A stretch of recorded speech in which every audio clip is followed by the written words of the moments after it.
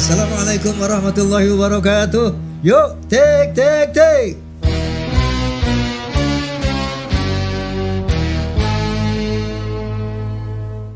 Assalamualaikum warahmatullahi wabarakatuh. Bismillahirrahmanirrahim. Wassalatu wassalamu ala rasulillah wa ala alihi wa sahbihi mawalah. La hawla wa la quwwata illa billah. Amma ba'du. Sebagaimana biasa saya ingin menyapa fans of Roma Ensoneta, Forza. Kemudian Forum Silaturahmi Takmir Masjid dan Musola Indonesia, Fahmi Tamami, PAMDI, Persatuan Artis Musik Dangdut Indonesia, kemudian PWLS, Perjuangan Wali Songo Indonesia, Laskar Sabilillah, PIN, Perisai, Idaman Nasional, tentunya juga Klaners. Seluruh pemirsa dimanapun Anda berada, rahimakumullah. Kali ini tamu saya ini emang luar biasa beneran. Luar biasa secara skill, luar biasa secara fisik. Saya teringat legenda Yunani dulu. Ingat nggak Hercules? Sekarang nonton film Hercules kan? Nah ternyata Hercules itu ada di sini sekarang. Tepuk tangan buat Ade Rai. Terima kasih Pagi. Ini panggil Ade gede begini, mesti kakak Rai ini. Kak Rai, bukan Ade Rai. Oke, Bung Ade, terima kasih atas kehadirannya. Terima kasih. Saya ngefan banget sama Anda. Oh ya, sama-sama Pak. Pernah saya dulu ketemu Anda lagi shopping sama cewek. Oh iya Pak. Iya. Saya sama cewek lagi beli apa gitu. Saya di belakang dia. Jadi gue mau beli tuh nggak kelihatan gue manenya kan. Nggak ngeliat ya saya. Cuman saya nggak tegur Anda. Takut Anda minta saya nyanyi. Oke, Bung Ade, ini Masya Allah, Anda nih sangat menginspirasi pola hidup sehat ya. Tentunya pola hidup sehat itu memang perintah Allah. Dan kali ini kita mau mendengar dari ahlinya nih. Bagaimana supaya hidup sehat, kalau bisa badan kayak begini ya. Oke, Mas Ade, barangkali terima kasih Pagi. Ya. Pertama ingin saya tanya dulu, Betul. masih bujangan apa udah punya istri? Saya udah berkeluarga Pak Haji. Saya udah tua Pak Haji. saya udah Manula Pratama sih. Udah Saya tua ya? udah 56 tahun Pak Haji. Iya. Masih muda. Iya. Saya 79. Betul. Pak Haji udah kayak orang tua saya. Almarhum ibu saya kebetulan seumuran Pak Haji juga. Ya, Umurnya sama. Tahunnya sama. Masya Allah. Iya. Orang Udah tuanya kayak gede orang gini tua. juga? Ibu saya biasa Pak. Biasa aja. Saya juga sebenarnya biasa. Saya dulu lahir berat saya hanya cuma 2,5 kilogram. Waktu dulu saya di bangku sekolah SD umur 10 tahun berat saya cuma 25 kilo. Waktu di SMA saya udah di SMA kelas 1. Tinggi saya memang tinggi 183 tapi berat saya 55 kilo. Jadi Tinggi sebenarnya 183. seperti sekarang, tapi berat saya cuma 55 kilo, Pak. 183 55 kilo. Iya, jadi hanya karena saya dulu seneng panco.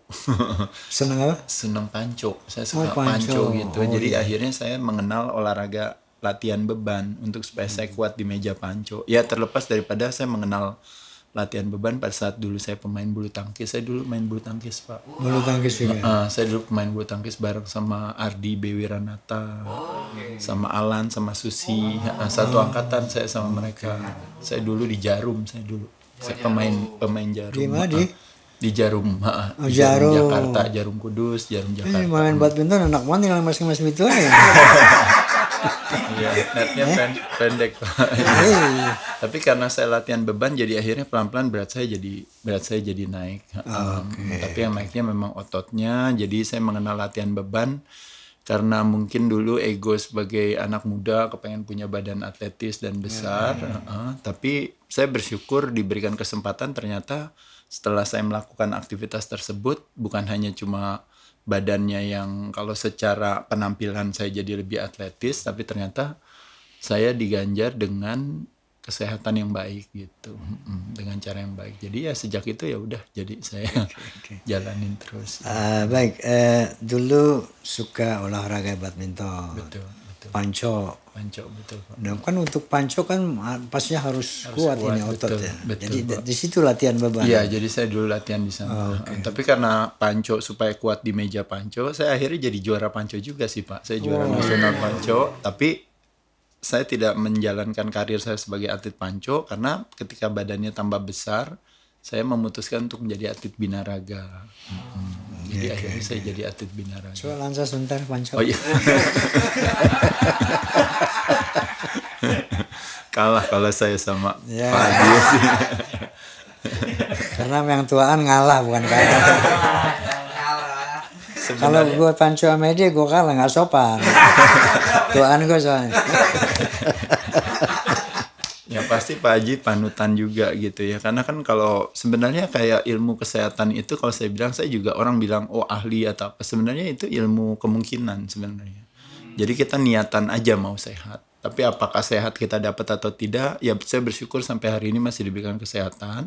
Tapi masih kemungkinan juga gitu. Karena kayak istilahnya orang bilang kita niat kerja keras, kadang-kadang rezeki datang bisa juga enggak gitu. Tapi punya niatan. Kadang-kadang punya niatan untuk berbuat baik sama orang, kadang-kadang taunya salah paham.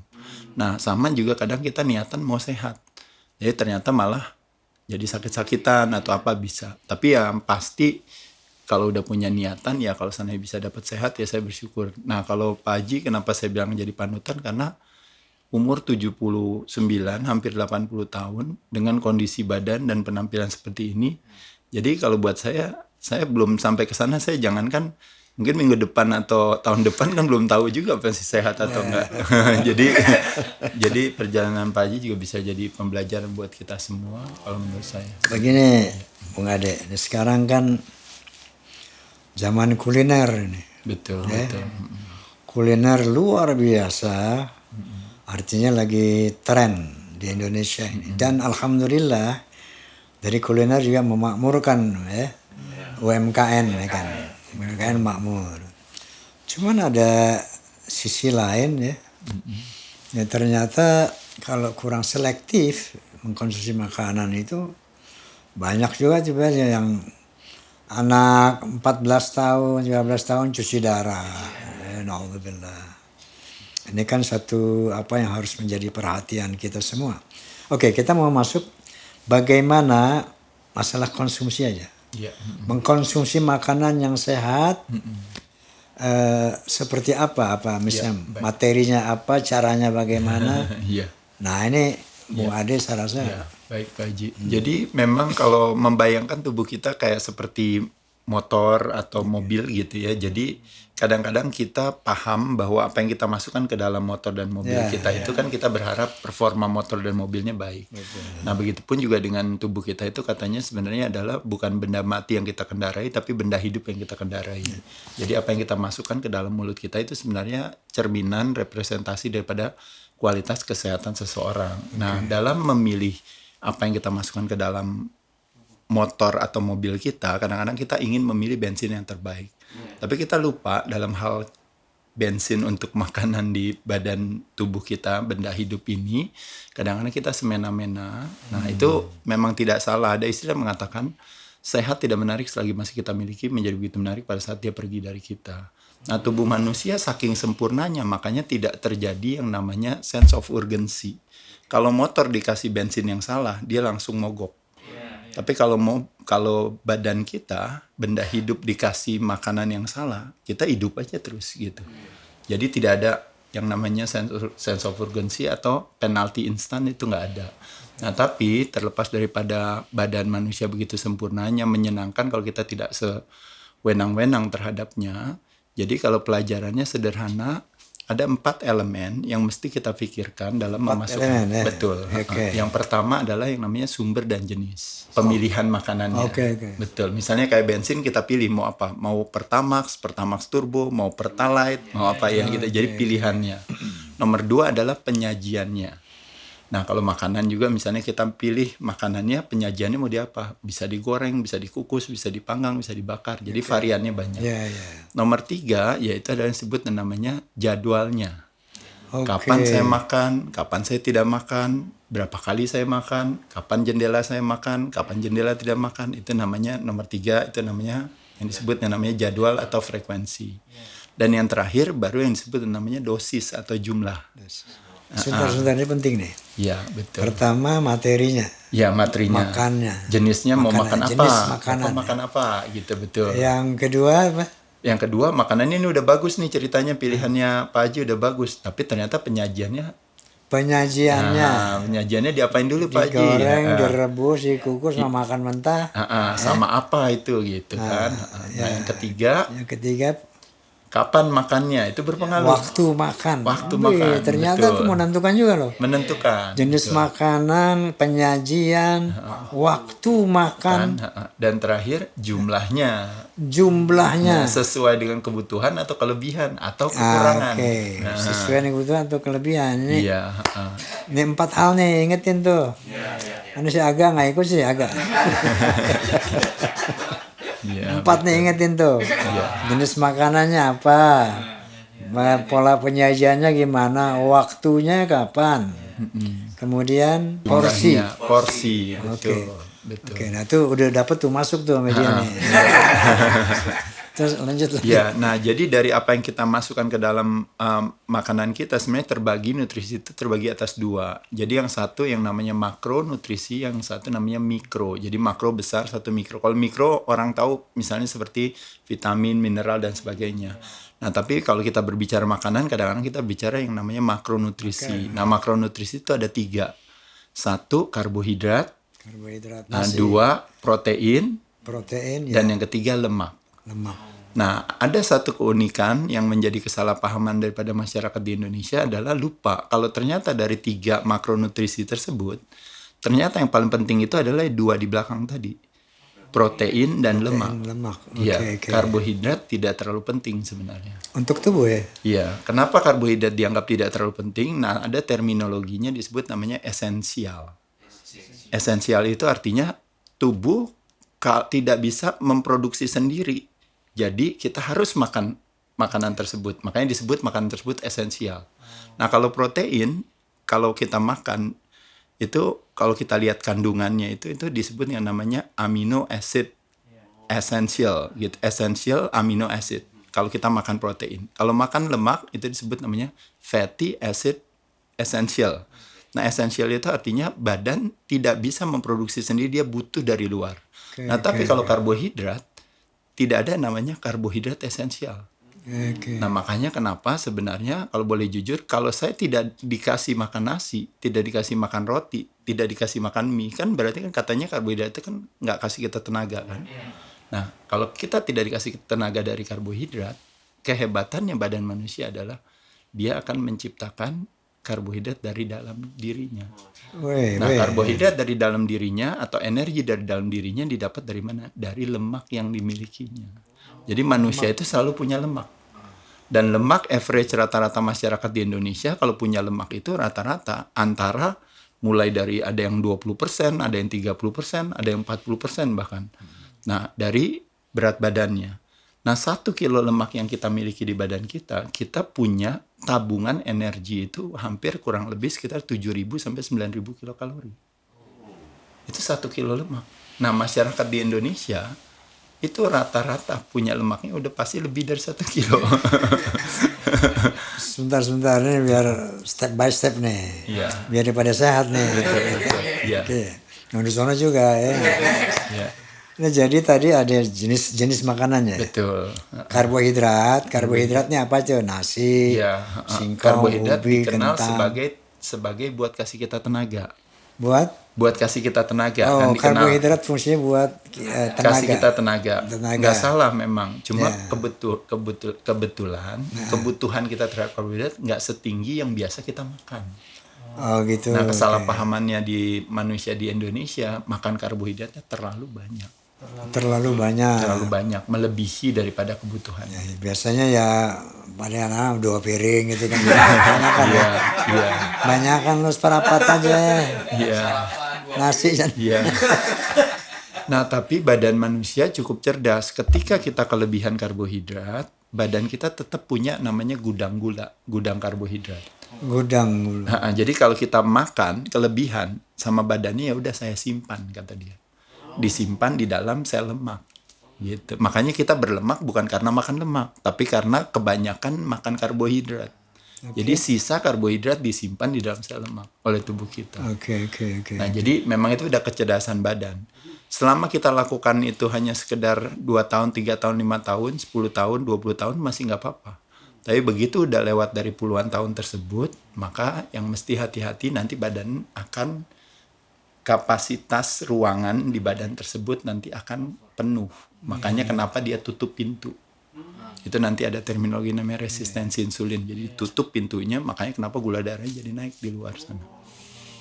Nah, jadi makanya kenapa satu tipsnya langsung nih kalau loncat ya ke dalam satu tips yang gampang. Satu adalah karbohidrat memang bagus, tapi harus dikontrol. Ya, harus Jadi dikontrol. nggak memungkinkan untuk makan karbohidrat kebanyakan. Gitu. Tapi cenderung masyarakat di Indonesia makan karbohidrat terlalu banyak. Terlalu banyak karbohidrat. Apalagi nasi goreng malam-malam. Hah? Nah, yang kedua makronutrisinya adalah protein. Protein dari kata protos yang utama. Jadi mulai dari kulit kita, mulai dari organ tubuh kita. Dia sebagai Tadi kan material. karbohidrat buat tenaga. Ya, kalau protein itu batu batanya bangunan tubuh kita. Oke. Jadi hampir semua sel di dalam tubuh kita pasti punya kandungan proteinnya. Dan di protein selalu ada lemak. Nah, jadi makanya kenapa protein adalah sesuatu disebut dari katanya protos primary, yang utama, prioritas. Oke. Jadi makanya setiap kali kita makan harus ada protein. Oke, protein harus ada protein. Apa aja tuh jenis Protein protein? bisa didapat dari hewani dan nabati. Hewani dan nabati. Betul. Kalau hewani itu bisa ada namanya daging merah, ada namanya daging putih. Oke. Ya, kalau daging merah yang populer kalau di Indonesia sapi, kambing, ya gitu. Atau daging merah. Kalau daging putih ikan, ayam gitu ya. Oke. Bisa dari telur, bisa juga dari seafood misalnya. Oke, jadi protein itu bisa diambil dari daging merah seperti kambing, sapi dan sebagainya. Betul. Bisa juga dari daging putih, ikan, ayam dan telur ya. Telur juga Telur bisa. protein juga tuh. Ya, telur protein, betul. Oke. Putih dan kuningnya. Gunanya protein tadi untuk apa? Protein sebagai kalau bahasa Indonesianya zat pembangun.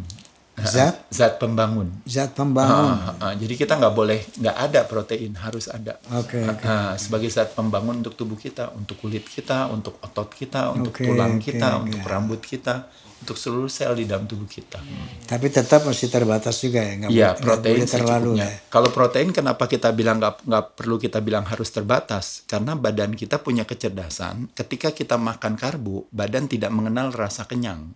Tapi kalau kita makan protein, badan langsung kenyang. Oke. Karena badan mencerna protein itu dia perlu usaha yang berat. Tapi kalau badan mencerna karbo, dia nggak perlu usaha yang berat. Jadi kalau teman-teman tahu, kalau makan karbo kan kita cepat kenyang kan makan nasi. Tapi hanya nunggu setengah jam, 1,5 jam sampai maksimal 2 jam kita kepengen lapar lagi. Tapi kalau makan protein, kita mau makan sebanyak-banyak, misalnya saya mau makan 1 kilo daging misalnya. Itu badannya perlu effort usaha untuk mencerna makanan tersebut. Makanya kenapa kecenderungannya kita nggak akan pernah kelebihan protein. Agak susah.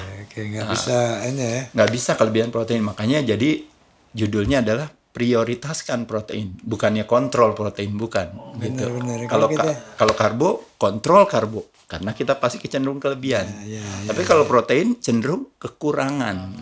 Kayak tadi misalnya nasi goreng, mie goreng, mie ayam, mie instan, kue-kuean, kue basah, kue kering, kerupuk, keripik itu semua karbo. berkolaborasi sama lemak, nggak ada proteinnya gitu. Nah jadi makanya kenapa setiap kali kita makan kalau bisa ada protein gitu. Karena protein salah satu daripada makronutrisi yang mengeluarkan hormon kenyang. Jadi badan kita kalau misalnya teman-teman di sini Pak Haji misalnya ngerasa, aduh saya malam lapar nih, kepengen makan. Sebenarnya badannya sedang kasih tahu ke kita bilang bahwa Pak Haji badannya minta protein. Cuma yang ada sama teman-teman dikasih mie tek-tek. Kan gitu kan. Ini. Ya kan suka kita ajak ke restoran juga ini. Kan kita pesan, misalnya kan ada pesan nasi goreng apa. Iya betul. Ketika pesan nasi atau pesan apa, ada yang minta nambah tuh. Betul. Tapi ketika pesan steak, nggak ada cerita pesan nambah steak tuh nggak ada. Iya. Selain ini mahal. Tadi udah merasa cukup ya. Iya karena kenyang. Karena kenyang betul. Itu. Tapi ada tipsnya teman-teman sekalian. Jadi katanya urutan yang memasukkan makanan ke dalam mulut itu berpengaruh terhadap yang namanya hasil. Nah jadi pas baru misalnya mau makan steak, kalau steak itu kan selalu dia kasihnya ada kentang, ada salad. Betul ya. Jadi kalau kita bisa makan saladnya dulu lalu steaknya, kentangnya ditaruh di belakang, maka potensi untuk akhirnya terjadi lonjakan gula darah yang tinggi dan membuat kita jadi kepengen makan lagi itu jadi berkurang. Nah jadi selalu kalau kita mau strateginya, terutama Pak Haji kan mau traktir teman-teman nih biar dia makannya nggak banyak. Jadi pas mulai kasih dia sayur dulu. Suruh makannya sayur dulu. Udah itu pas keluar nanti ayamnya atau ikannya atau steaknya, suruh makan steaknya dulu. Jadi dia makan steaknya, ketika si kentangnya, nasinya di belakang, maka otomatis dianya pasti jadi lebih cepat kenyangnya. Tapi kalau dia makan nasinya duluan, baru mulai udah langsung kerupuknya duluan yang masuk ke mulut. Udah langsung nasinya duluan yang masuk ke mulut, maka pada saat itu makanya kenapa, kalau ini saya teknis sedikit ya, nggak apa-apa ya. Semua karbo kalau dimasukin ke dalam tubuh kita dirubah menjadi gula namanya. Nah pertanyaan saya, kalau dirubah menjadi gula, gula darah kita naik apa turun teman-teman? Naik. Nah kalau gula darah naik itu pertanyaannya bahaya atau tidak? Bahaya. Jadi badan kita punya kecerdasan, gula darah itu harus di 90-100 mg per desiliter darah. Begitu dia makan pasti gula darahnya naik ke atas. Nah ketika gula darah naik ke atas, badan kita ada namanya pankreas. Dia mengeluarkan hormon namanya insulin. Nah insulin itu tujuannya adalah tugasnya adalah manusia itu nggak boleh hyperglikemia, kelebihan gula darah, harus cepat diturunin. Nah dia menurunkanlah gula darah tersebut. Nah ketika gula darahnya diturunkan, berarti kan itu sisa gula yang dibawa, yang ditarik oleh si insulin, dibuang kemana? Kan pertanyaannya itu. Nah makanya badan kita punya 2 gudang gula di badan kita. Satu di liver, dan satu lagi di otot. Otot kita. Nah, otot dan liver adalah 2 gudang gula terbesar di badan kita. Cuma liver terbatas, karena kecil, cuma 100 gram. Tapi kalau otot tergantung orangnya. Kalau orangnya misalnya Pak Haji rajin latihan beban ini apa, maka otomatis ruangan buat menampung gulanya jadi lebih banyak. Jadi artinya semakin banyak otot, semakin jatah makan karbo semakin banyak. Bukan berarti dia boleh makan karbo banyak, bukan, tapi jatahnya makin banyak. Tabungannya makin banyak. CC mobilnya makin besar. CC mobil makin besar, berarti jatah bensin makin banyak. Nah gitu. Nah tapi kalau ototnya nggak pernah dilatih, livernya terbatas, makan karbonya kebanyakan, akhirnya badannya membuat keseimbangan baru, yaitu adalah apa? Oh ya udah, ototnya bapak ini nggak pernah dilatih. Lalu livernya kan terbatas, tapi makan karbonya kebanyakan. Ya udah, simpan aja di toko sebelah. Di toko itu, di tempat tersebut, di aula tersebut, semua makanan akan ditaruh di sana. Itu namanya sel lemak. Nah, jadi gudang gula ketiga yaitu adalah lemak kita. Nah, makanya kenapa lemaknya ada di bawah kulit kita, itu yang paling sehat. Terutama wanita, kantong lemaknya banyak sekali. Nah, itu ada di, makanya wanita takut gelambir-gelambir kan ini gitu ya kan, di pipi, di apa, dia takut, padahal itu sehat. Jadi lemak itu kalau selama dia ada di bawah kulit itu sehat. Tapi masalahnya ketika tempat itu udah terbatas, udah penuh, dan kita tetap terus makan terus, nah makanya akhirnya pada saat itu akhirnya lemaknya udah terbatas, akhirnya kita tetap makan terus karbonya, akhirnya terpaksa badan harus menaruh lemak di tempat yang tidak didesain untuk ada lemak di sana, yaitu adalah di organ. Makanya kenapa ada terminologinya visceral fats. Visceral fatnya. Jadi lemak yang ada di mana? Di organ tubuh kita. Nah pada saat itulah makanya kenapa akhirnya berpengaruh kepada fungsi jantung, pembuluh darah gitu. Nah, jadi ketika kita melihat itu memang nomor satu tipsnya, jadi nggak usah teman-teman mikirin soal yang terlalu rumit soal cerita ini, cukup gampang aja. Pokoknya setiap kali saya makan karbo, kalau boleh satu, saya pilih mulai dari sumber dan jenis karbo, saya pilih karbo yang alami bukan yang olahan. Kalau yang alami itu artinya misalnya dari kentang, dari ubi, dari singkong, itu bagus. Tapi kebanyakan kita makannya, kebanyakan olahan yaitu adalah segala sesuatu yang teksturnya itu udah halus, bukannya kasar. Jadi akhirnya biasanya sudah ada di dalam kardus, udah ada di dalam box, udah ada di dalam kaleng, udah ada di dalam kemasan, udah ada barcode-nya. Nah itu berarti biasanya kalau dia halus, kayak contohnya paling gampang tepung, terigu dan turunannya kan gitu ya. Nah, ketika kita makan roti, makan mie, begitu kita makan gula darahnya cepet naiknya. Begitu gula darah cepet naik langsung diambil, langsung dibuang ke sel lemak.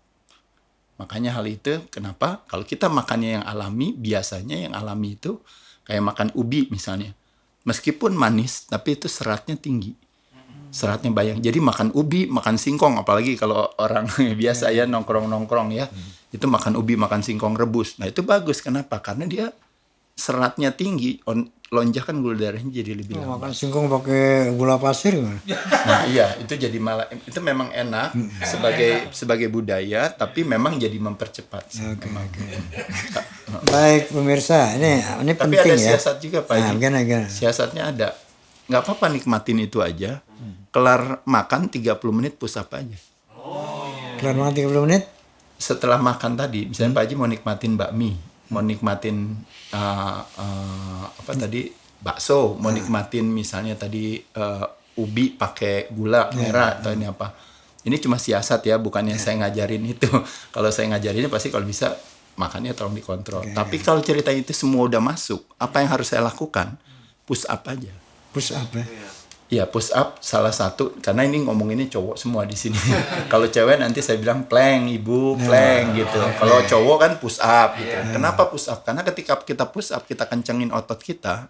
Nah, otot kita membuka yang namanya reseptor insulin tadi. Jadi pada saat dimana si nasi atau si ubi tadi mau disimpan dalam sel lemak, yang membawa itu kan adalah si insulin. Jadi insulin itu ibarat kayak Grab, Gojek, taksi yang tiap kali ada gula dia bawa. Kalau ditanya, loh kamu tujuan akhir mau kemana? Pasti ke lemak. Nah jadi ketika insulin mau datang gara-gara Pak Haji tadi baru habis push up, habis makan bakmi, apa yang terjadi? Si otot bilang sama si stasiunnya, pankreas kamu gak usah kirim insulin. Pak Haji barusan habis push up, maka apa? Gulanya ditarik sama siapa? Ditarik sama otot. Otot kita adalah glucose sponge, busanya gula. Makanya apa yang membedakan saya dengan orang 56 tahun lainnya adalah bukan cuma masalah soal si Adera itu jadi dia makannya bersih, nggak pernah cheating. Salah. Saya menikmati yang namanya es krim, yang namanya bakmi, yang namanya kue tiao, yang namanya pempek. Saya suka semua. Cuma membedakan adalah apa? Saya tidak pernah melewatkan 24 jam tidak latihan beban. Jadi saya punya gudang gulanya yang banyak.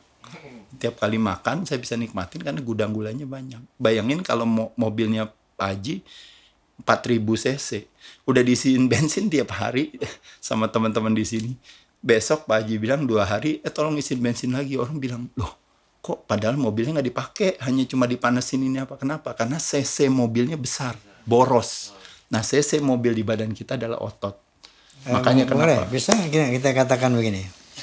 Boleh makan apa saja, tapi olahraga yang keras. Bisa begitu? Kalau saya tajamkan, boleh makan karbohidrat yang banyak, harus latihan beban.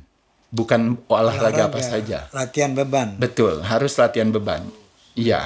Nah, tapi kalau saya juga ngomong itu nanti saya disalahin karena akhirnya itu si Adera bilang boleh makan apa saja. Ya sebenarnya nggak boleh juga gitu. Tapi kan kalau tetap aja teman-teman tetap makan apa saja kan gitu. Makan apa saja tetap. Nah, jadi saya kasih siasat aja. Ya udah, kamu kan udah makan apa saja. Ya udah, latihan beban. Oke, Pak Mure. Betul. Ini saya boleh buka dari perspektif Islam ya. Iya, betul. Ini luar biasa pemirsa. Allah Subhanahu wa taala dalam Al-Qur'an mengatakan, "A'udzubillahi minasyaitonir rajim. Bismillahirrahmanirrahim." Ya ayuhan nas kulu mimma fil ardi halalan tayyiba wa la tattabi'u khutati syaitan. Sadaqallahul azim. Hai manusia, makanlah makanan yang di bumi, ya. Halalan tayyiba, yang halal dan yang baik. Halal itu artinya konteksnya ke ilmu agama, ya. Yang diharamkan itu apa saja itu, misalnya hurimat alaikum ma'atata wadaman walahmal hanjir, minuman diharamkan, ini diharamkan, itu jelas tidak boleh. Ambil yang halal dan yang baik, not just halal. Betul. Gitu. Konfirmasi yang halal ke agama, yang baik ke ilmu kesehatan. Kalau kita ke dokter kan misalnya kita sakit apa ya Bang Rey? Sakit gula misalnya, kencing manis. Pasti dokter akan ngomong begini, kamu jangan makan ini, jangan makan ini, jangan makan ini, jangan makan ini. Itu kan. Betul. Ya kan? Dia akan mengatakan itu. Coba kamu makan ini, makan ini, makan ini. Tadi Bung Ray mengatakan bahwa ternyata makanan itu mulai dari karbohidrat, ada pilihan kan. Selain beras ada ubi, kentang, singkong. Ya. Kemudian ada protein. Protein itu ada daging merah, ada daging putih, ada nabati juga, ada tempe, ada tahu, nabati, tempe. dari tumbuhan. Nah, artinya itu semua ternyata ada pilihan-pilihan kita yang mengkonsumsinya. Nah, kemudian yang kedua, Allah SWT berfirman, wa kulu washrabu wa la tusrifu. Makanlah, minumlah, tapi jangan kebanyakan. Jangan keterlaluan. Jadi ini juga pola makan yang baik. Menurut ilmu kesehatan, itu kan nggak banyak makan gitu, Made. Iya, siasat kita. Jadi disiasati itu, Made. Ini sangat bijaksananya nih. Kalau yang tegas-tegas nih, lu jangan makan gorengan, gitu ya. Kalau dia pakai akhlak ngomongnya. Disiasati boleh makan gorengan, tapi ya, itu. Habis itu lu angkat beban. Gitu kan kira-kira. Iya, karena kalau seandainya kita bilang semuanya harus, kita pasti akan tahu hasil akhirnya. Dimana makanya kenapa saya katakan definisi daripada sehat itu adalah bersahabat dengan pertemanan hati. Sakit bersahabat dengan perlawanan hati. Ketika kita mengajarkan seseorang untuk punya pola hidup sehat, kalau tidak didasari oleh yang namanya pemahaman, makanya ada istilah pemahaman katanya fondasi daripada kepatuhan. Kenapa kita patuh mau sholat 5 waktu? Kenapa kita patuh mau puasa terus pada saat di bulan Ramadan gitu? Karena ada satu yang namanya pemahaman akan keimanan yang tinggi. Nah, pemahaman itu amunisinya adalah edukasi. Nah, makanya kenapa saya katakan ternyata pemahaman akan keimanan kita yang tinggi tidak seiring dengan pemahaman kita akan keimunan yang tinggi. Keimunan kita rendah. Nah, jadi makanya saya katakan edukasi adalah amunisi daripada sebuah pemahaman. Nah, uniknya salah satunya, kalau saya kembali lagi, kelaparan terbesar adalah kelaparan akan arti dan makna. Nah, ketika belajar agama Islam yang sangat baik dan benar, ternyata teman-teman tidak hanya diganjar oleh kesehatan secara keimanan, tapi juga ternyata kesehatan secara keimunan. Nah, salah satunya makanya kenapa saya kalau daripada sebelum ngajarin tadi kontrol karbo, prioritas protein, selektif terhadap lemak misalnya, saya ngajarin yang nomor 1, yang paling saya sering ajarkan dulu adalah apa? Itu adalah nomor 1 yang paling gampang dari semua kalau ngomongin soal makanan Pak Haji, yaitu adalah saya ngajarin puasa. Kenapa puasa? Puasa itu adalah pendekatan secara yang namanya aturan waktu, frekuensi, jadwal tadi. Kalau saya ajarin teman-teman bilang kontrol ya karbo, atur prioritas protein, selektif terhadap lemak. Cuma dengar aja kuping kiri, keluar kuping kanan. Pasti. Tapi kenapa saya mengedepankan puasa? Karena puasa itu adalah salah satu basic dasar dalam hal kalau kita berbicara. Dulu orang sakit memang benar karena kekurangan makanan. Tapi itu tahun 80, tahun 70-an, tahunnya Pak Haji zaman dulu, lagi muda. Nah, tapi tahun 2025 hari ini, semua orang sakit hampir rata-rata tidak tua, tidak muda, tidak miskin, tidak kaya, tidak pria, tidak wanita, karena kebanyakan makan. Nah, puasa adalah salah satu strategi yang tidak hanya menciptakan kesehatan secara keimanan, tapi juga secara keimunan. Caranya bagaimana, Pak Haji? Caranya gampang. dari 24 jam waktu kita, kalau kita buat satu investigasi, itu kita tuh tidak masukin makanan ke dalam mulut kita. Itu kan kalau boleh dibilang kan kita terpapar dengan keracunan sebenarnya tiap masukin makanan terus. Itu kita hanya tidak makan pada saat kita memejamkan mata, pada saat tidur. Nah selebihnya dari jam 5:30, jam 5, kadang sholat dulu pagi, itu kan bangun terus itu sampai jam 10 malam, sampai jam 11 malam. Itu kita ngunyah terus, nggak ada cerita. Jadi jendela makan kita 70%.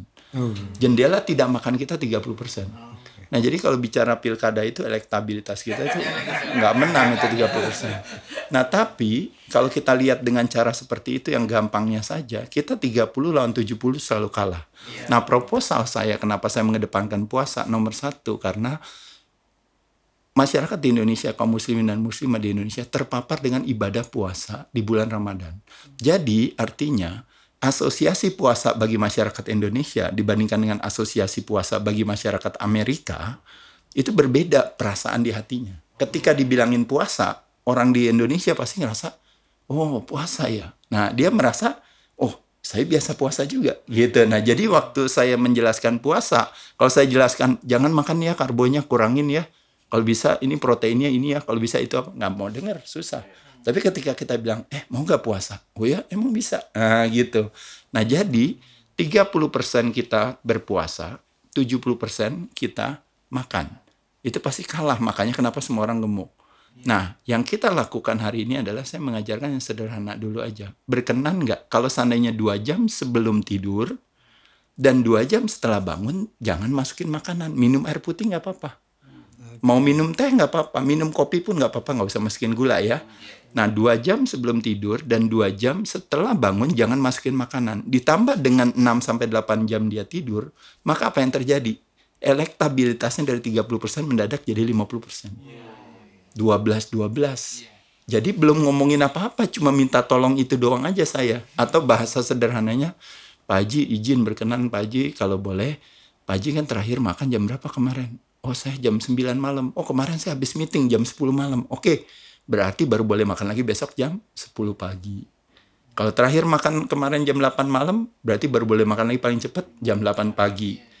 Terakhir makan kemarin sampai jam 11:30 malam, berarti baru boleh makan lagi jam 11:30 siang nanti. Nah jadi itu tanpa kita sadari kita sudah menciptakan jendela elektabilitas kita mendadak naik 20%. Jadi 50-50 itu namanya 12-12.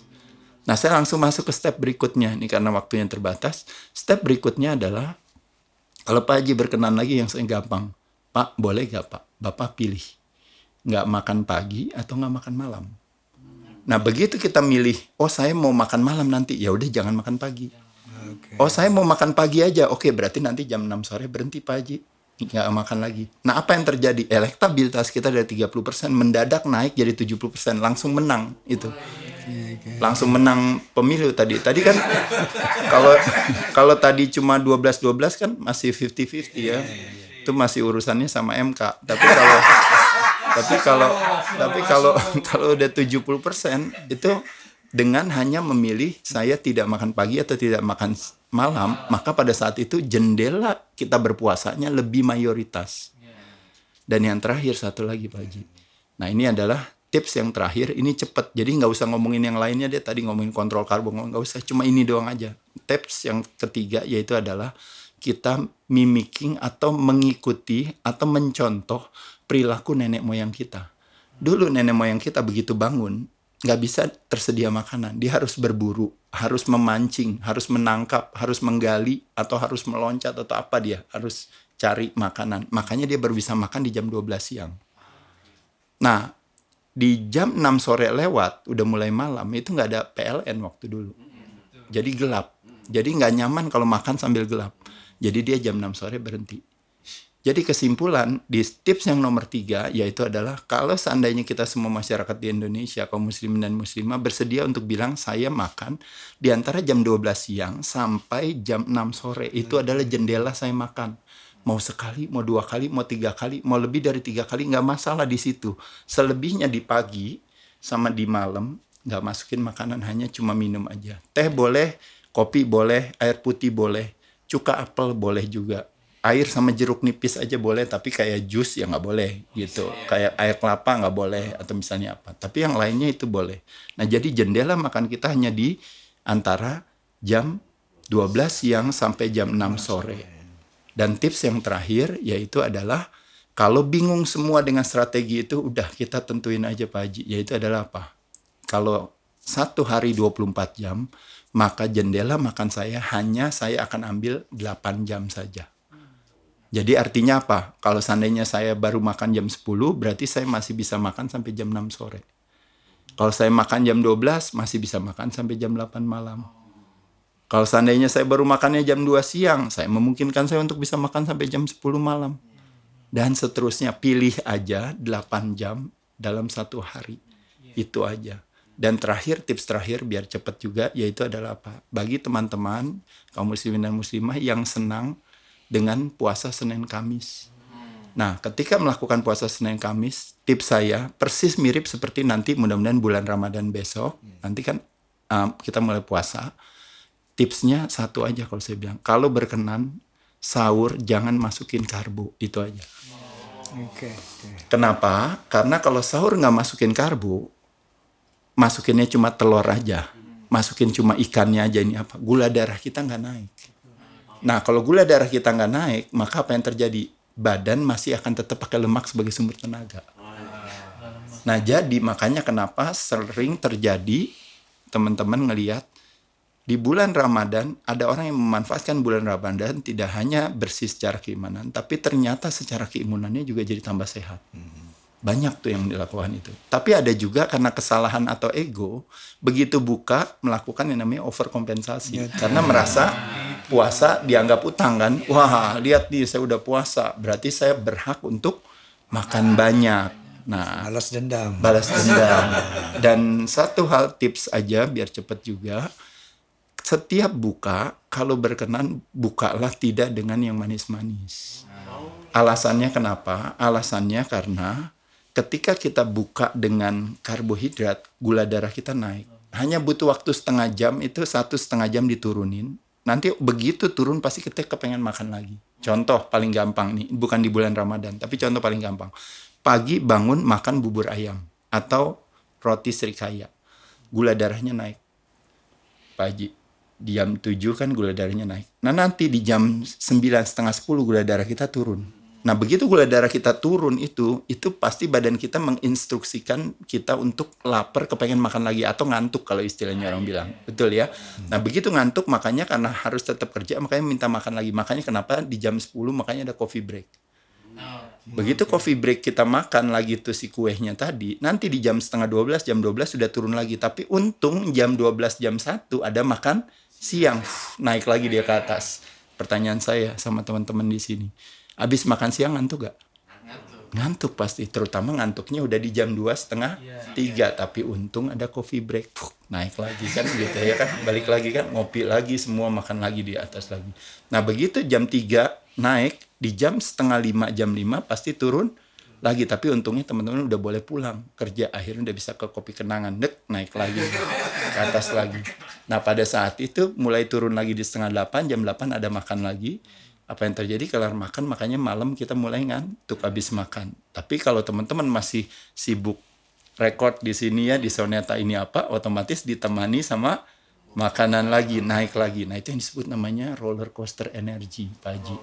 Nah bagaimana caranya untuk mengatasi supaya tidak terjadi roller coaster energi? Mulai buka puasanya dengan tidak yang manis-manis. Nah dulu uniknya, nah ini kesalahpahaman yang saya lagi dibalikin lagi, Mas Ade. Kalau kita kaum muslimin dan muslimah, kita buka puasanya dengan kurma.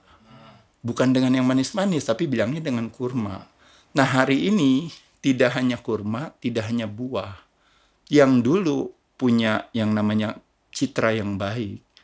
Hari ini karena perkembangan zaman, akhirnya citranya jadi berubah. Tapi akhirnya disalahpahami. Yang dimaksud dengan buka dengan kurmanya ini maksudnya ajwa, tapi yang dimakannya majol. Contoh misalnya. Artinya dulu buah itu banyak rasa. Bisa pahit, bisa manis, bisa sepet, bisa asam. Hari ini semua buah manis semua. Dulu buah gak ada bijinya. Ada yang bijinya dikit, ada yang bijinya banyak, ada yang tidak ada bijinya. Hari ini tidak ada bijinya semua. Dulu buah bentuknya ada yang bagus, ada yang jelek, Pak. Hari ini bentuknya bagus semua. Dan yang paling unik dari hari ini itu adalah dulu buah itu bermusim, Pak. Hari ini tidak ada musim, semuanya ada. Artinya apa? Buahnya hari ini apa? Rekayasa secara genetik dia semua. Makanya kenapa akhirnya nasihat-nasihat masa lalu jadi seolah-olah patah hari ini. Padahal kenapa kita bilang buka dengan kurma? Karena kurma seratnya tinggi, alami, dan nggak manis. Tapi hari ini kurmanya kebalikan.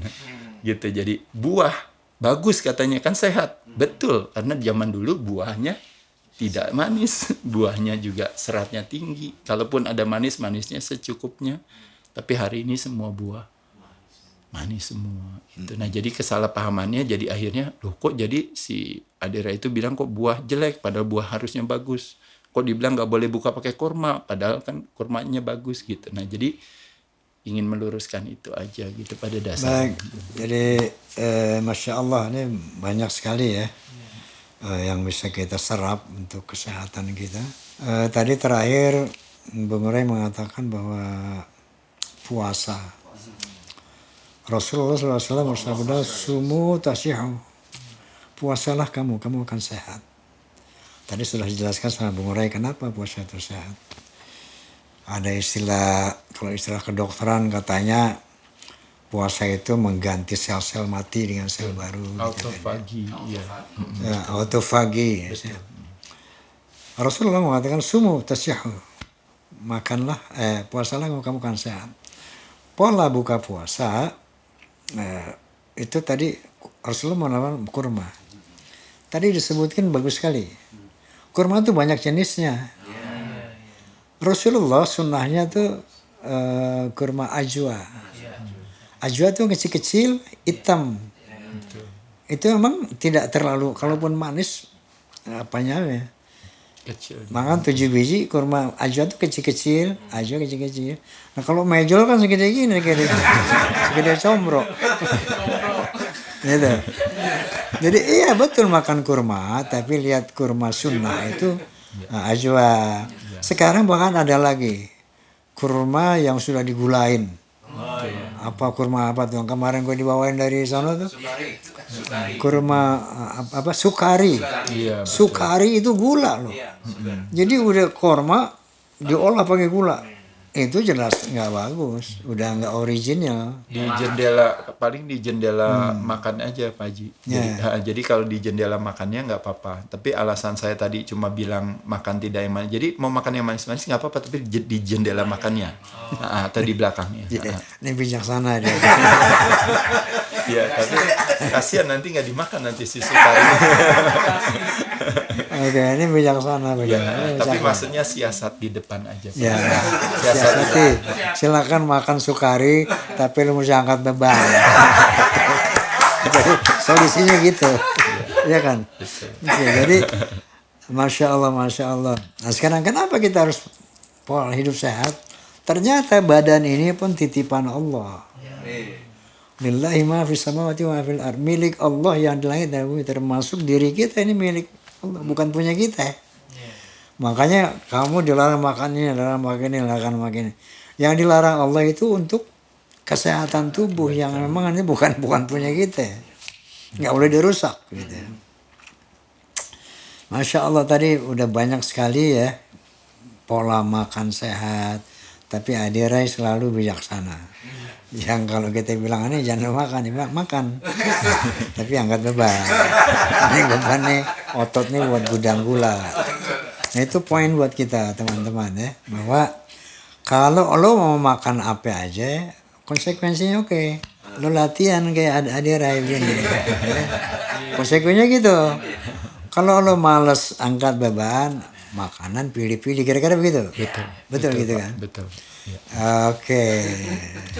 Itu mau yang mana tuh? Silakan, mau bebas makan. Angkat beban aja. Atau mau angkat beban. ketika mendepankan protein tadi juga, waktu proteinnya di depan ini apa juga, makanya kenapa secara tidak langsung kayak makan karbohidrat kita juga jadi lebih sedikit gitu. Jadi kita jadi lebih cepat kenyang. Kayak siasat itu hanya lebih kepada mengajak kita untuk punya sistem di dalam tubuh kita untuk supaya dianya juga sesuai dengan kitanya. Karena kan kalau kita mau melawan dengan motivasi itu nggak pernah menang. Karena badan kita kan kepengennya itu. Jadi ketika kita bilang saya baru bangun tidur saya langsung minum teh manis, dia tidak peduli mau kita itu baik hati, tidak sombong, tidak congkak, rajin sholat. Begitu minum teh manis pagi-pagi langsung minum, hanya butuh waktu hanya kurang lebih setengah jam, itu otomatis gula darah kita langsung insulin hadir. Jadi kalau namanya insulin spike pasti akan menyebabkan terjadinya sugar crash. Nah waktu crashing itu terjadi, makanya kenapa badan akan menginstruksikan hal tersebut. Jadi makanya kenapa daripada kita harus ngelawan badan sendiri dengan kekuatan kita, mendingan kita ciptain aja strategi. Ya udah deh kalau gitu pagi saya makannya telur aja dulu. Nah habis makan telur, habis itu teh manisnya di belakang, efeknya teh manis di depan sebelum telur sama efeknya teh manis di belakang telur itu berbeda. Jadi badannya jadi lebih enak karena disiasati. Betul. Iya, jangan dilawan badannya, nggak boleh. Karena 95% wanita gagal diet, 95% wanita gagal diet. Kenapa? Karena dilakukan dengan susah hati. Karena berkorban.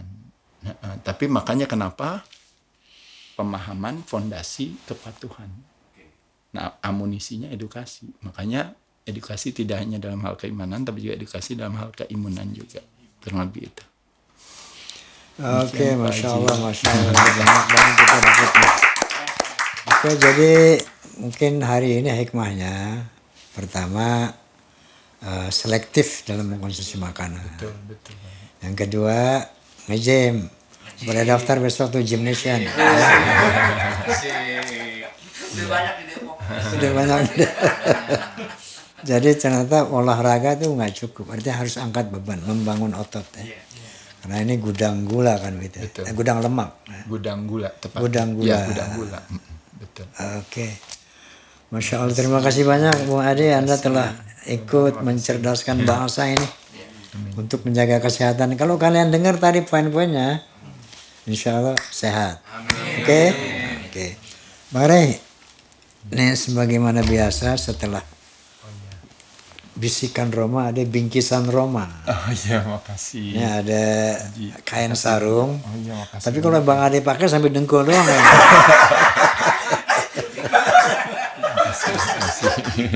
Oke, Bung Ade, saya masih tetap mengharapkan Anda suatu saat main film. Ya, kayak film-film Hercules gitu. Setuju nggak? Setuju. Oke. Makasih. Baik pemirsa, terima kasih atas perhatiannya. Jazakumullah khairan katsira. Wallahul muwaffiq ila aqwamit thoriq. Billahi taufiq wal hidayah. Assalamualaikum warahmatullahi wabarakatuh. Waalaikumsalam.